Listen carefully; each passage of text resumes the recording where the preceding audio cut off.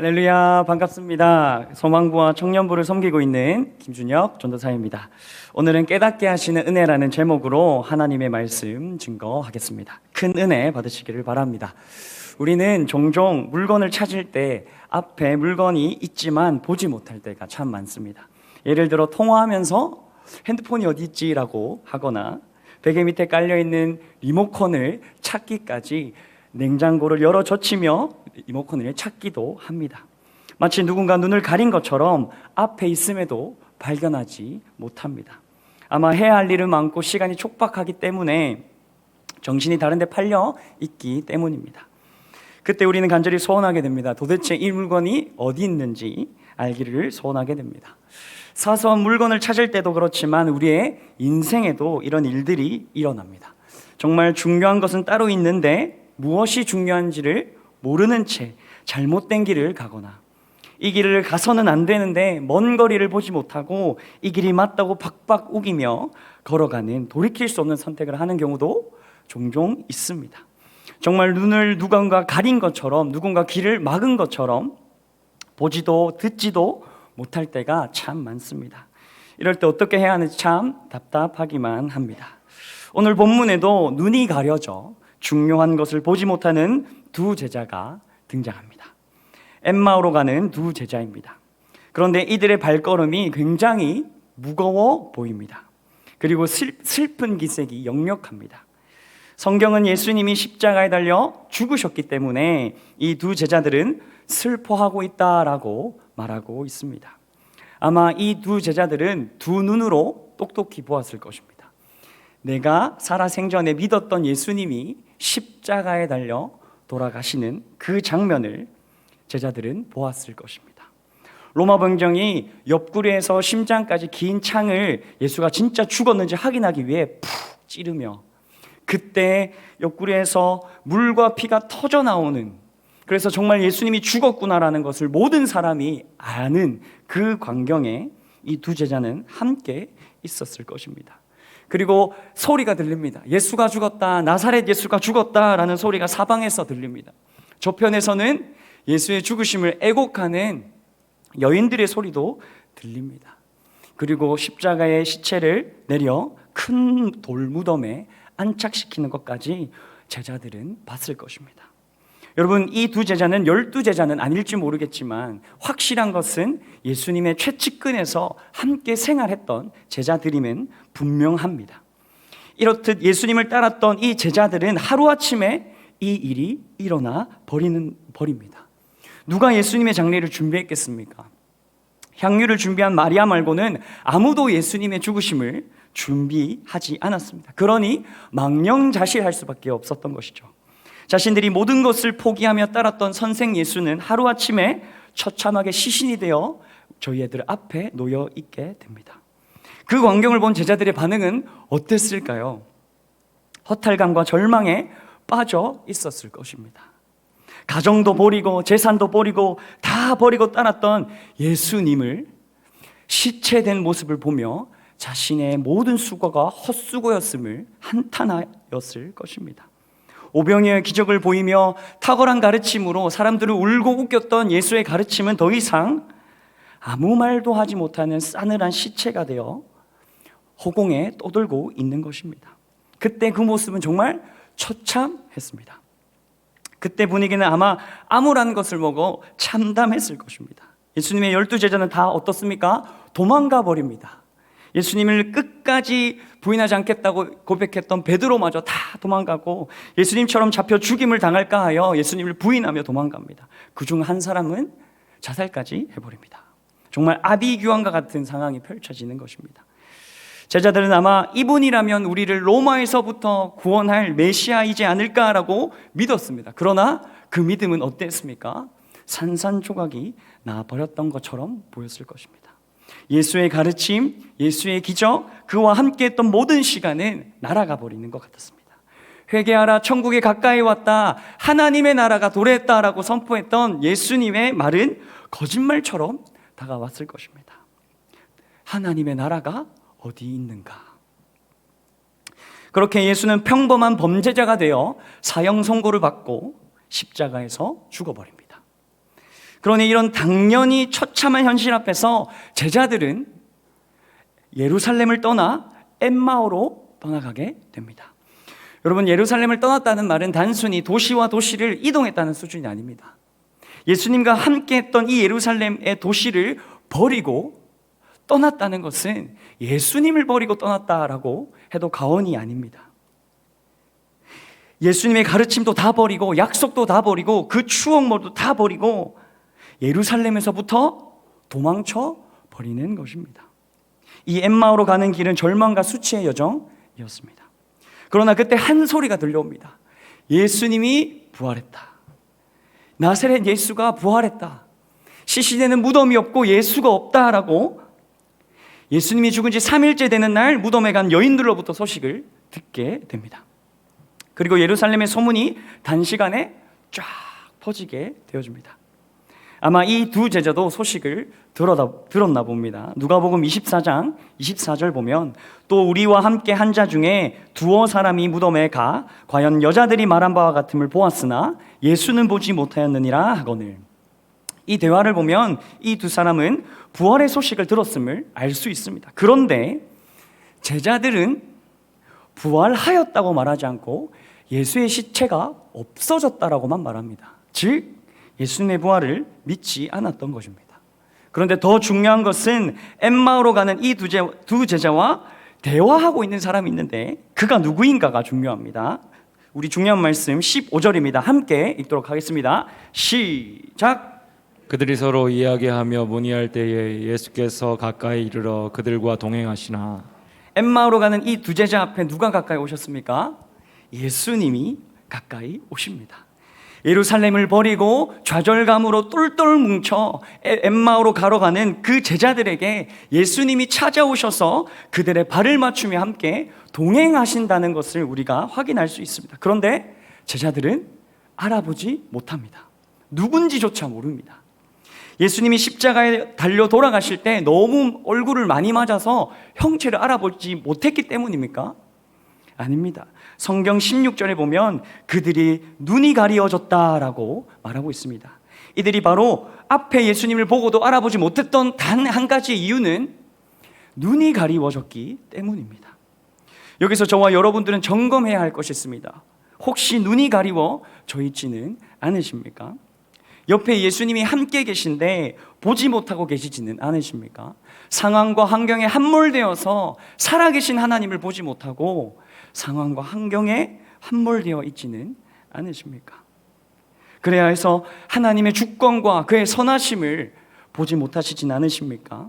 만약 보지 못하고 계신다면 오늘 눈이 열리는 깨닫는 은혜가 저와 여러분에게 있기를 바랍니다. 여러분, 그 은혜가 바로 이 제자들에게 임하는 것을 볼 수 있는데요. 누가복음 24장 30절에서 31절 말씀을 함께 읽도록 하겠습니다. 시작. 그들과 함께 음식 잡수실 때에 떡을 가지사 축사하시고 떼어 그들에게 주시니 그들의 눈이 밝아져 그인 줄 알아보더니 예수는 그들에게 보이지 아니하시는지라. 아멘. 여러분, 예수님이 현재 두 제자들에게 성찬을 베푸시는 것을 볼 수 있습니다. 축사하시며 옆에 있는 제자들에게 떡을 나눠주시는 겁니다. 그때 제자들은 비로소 눈이 밝아집니다.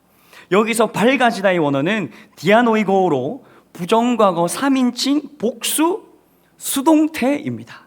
수동태만 기억하시면 됩니다. 그들의 눈이 자신들에 의해서가 아니라 누군가에 의해 떠졌다는 것을 말합니다. 그래서 그들은 이제 중요한 것을 볼 수 있게 되어졌습니다. 저와 여러분들은 답을 알고 있습니다. 누가 눈을 뜨게 해주신 것입니까? 예수님이 바로 눈을 뜨게 해주시는 것입니다. 하나님께서 그 눈을 뜨게 하시고 알아보게 하시는 것입니다. 여기서 우리는 기본 원리, 중요한 기본 원리를 발견할 수가 있습니다. 여러분, 어떻게 우리가 미천한 피조물인 우리가 어떻게 창조주 하나님을 이해할 수 있겠습니까?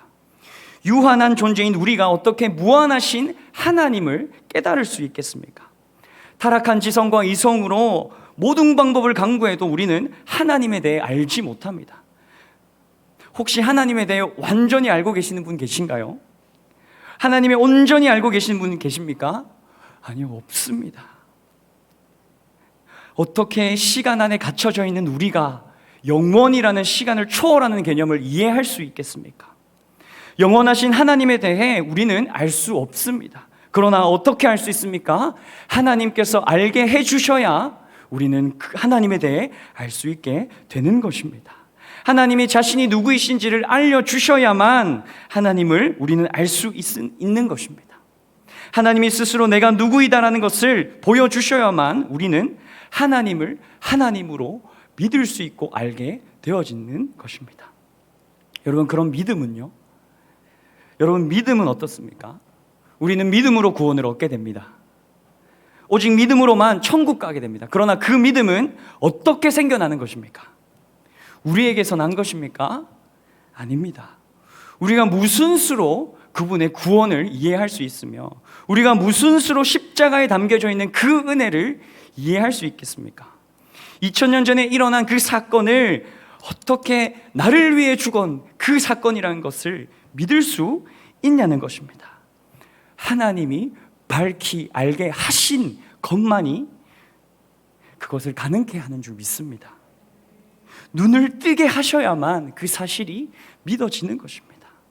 이 깨닫게 하시는 은혜가 우리가 잘나서, 우리가 이뻐서, 돈이 많아서 구원을 얻게 되었습니까? 아닙니다. 너희는 그 은혜에 의하여 믿음으로 말미암아 구원을 받았으니 이것은 너희에게서 난 것이 아니요 하나님의 선물이라.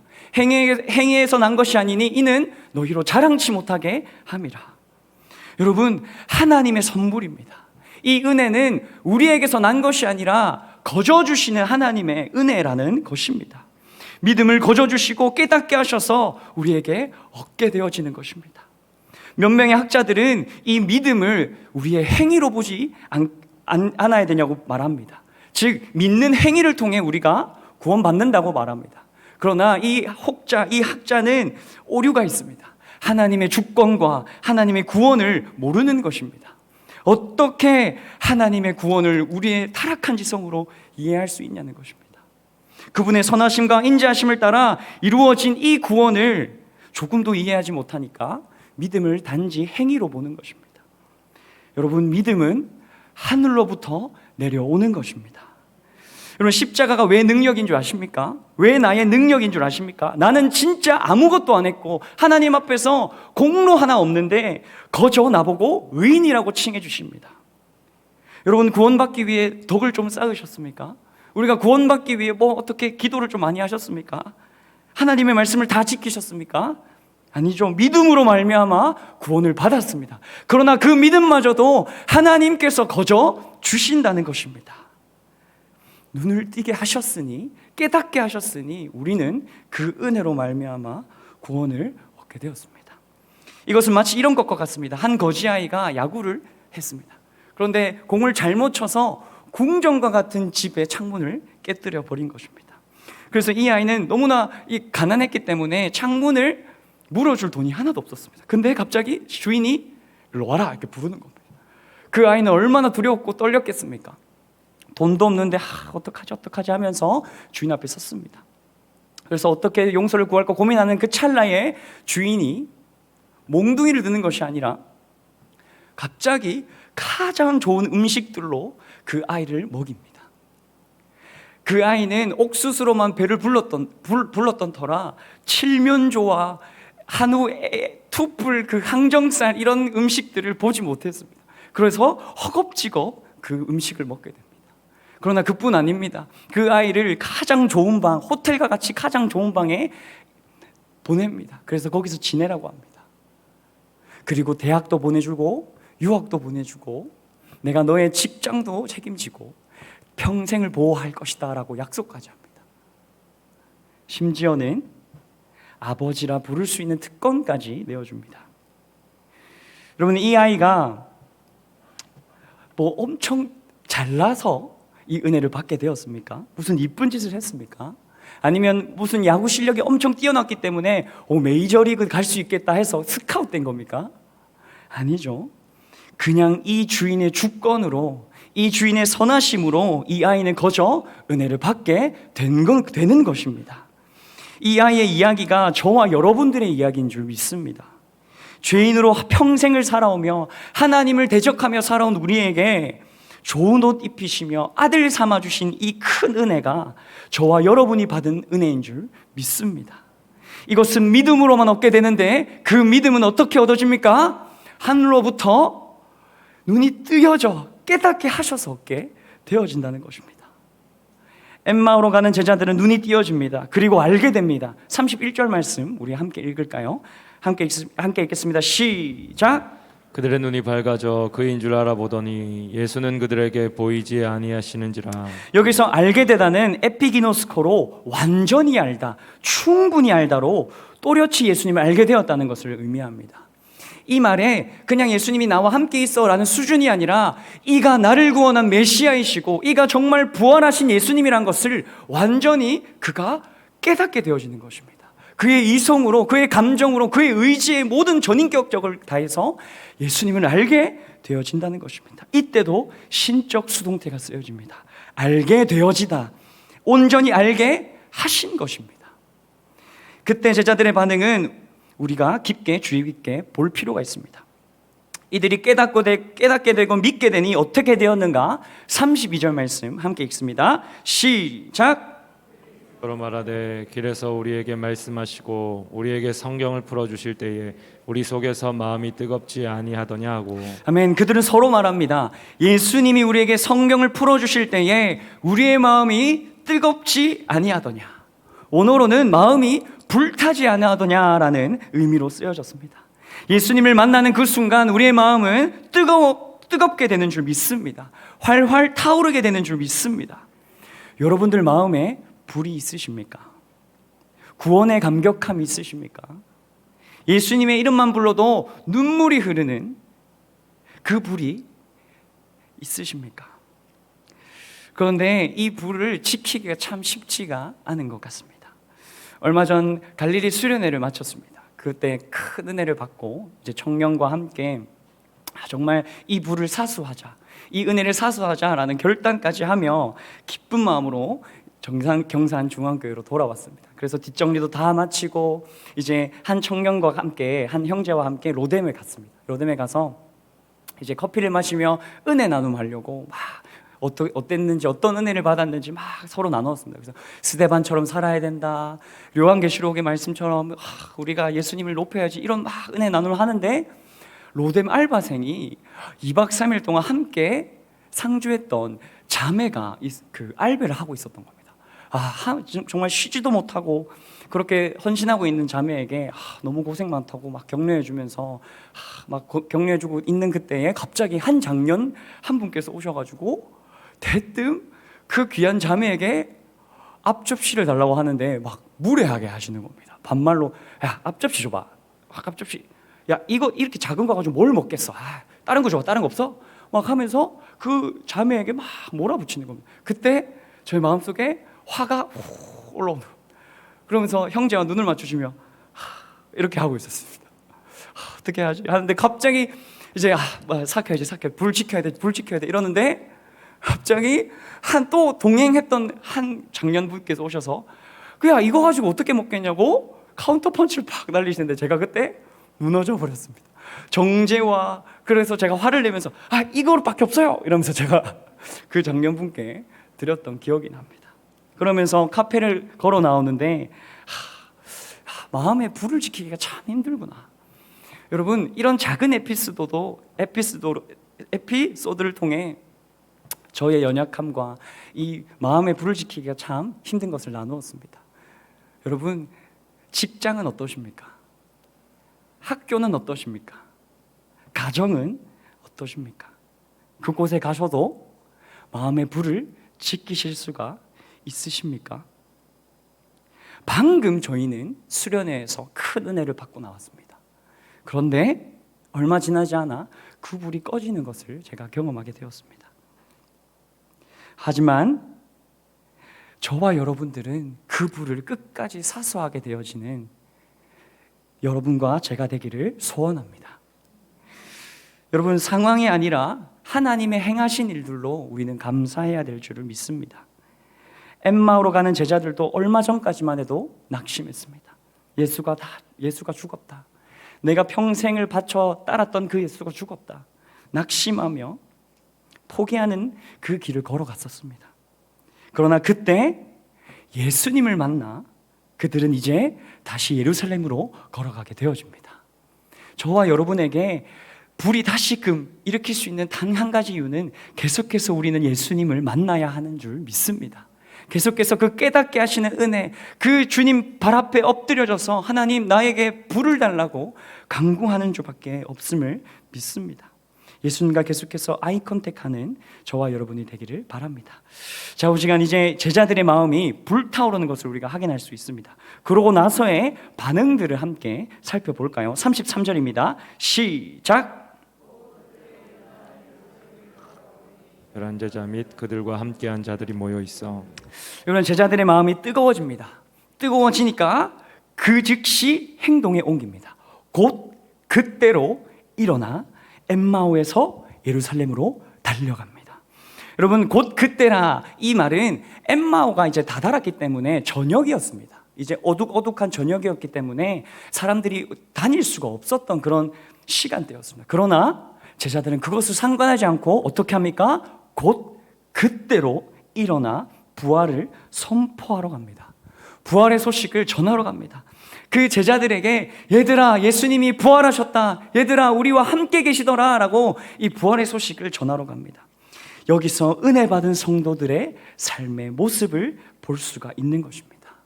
여러분, 여기서 지정의의 변화가 일어납니다. 이성, 감정, 의지, 이 모든 것이 새롭게 되어지는데요, 이성으로는 예수님이 성경을 풀어주시니 이 성경을 깨닫게 되었다라는 그 이성의 충족이 됩니다. 그리고 나서 어떻게 됩니까? 마음이 뜨거워집니다. 감정의 충족이 일어나죠. 그리고 그 즉시 곧 그때로 예루살렘에 가서 부활의 소식을 전합니다.